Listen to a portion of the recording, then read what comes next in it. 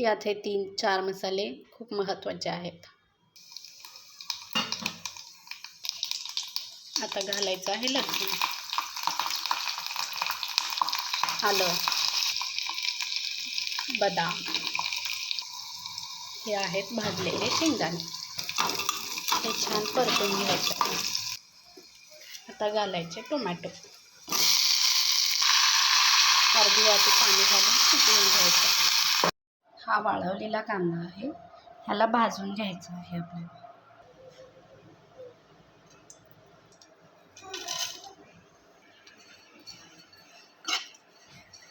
खूप कमी तेलात पटकन भाजला जातो वाळलेला कांदा.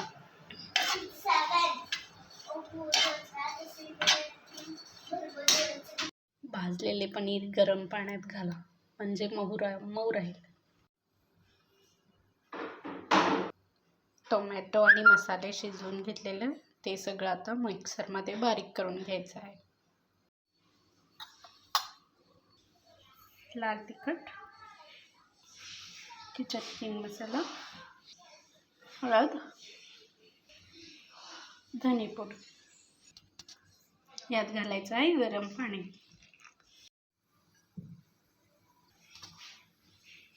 आलं लसूण,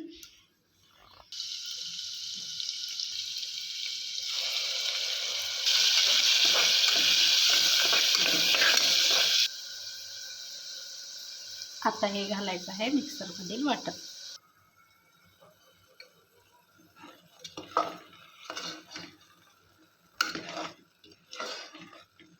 यात पाणी घालून 4 शिट्या काढून घ्यायच्या आहेत. बघू शकता ग्रेव्हीला मस्त तेल सुटलेलं आहे. तुम्ही या स्टेजला पनीर घालू शकता.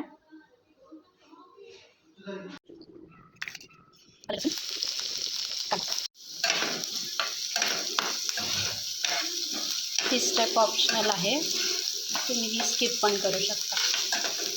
लाल तिखट, पाणी,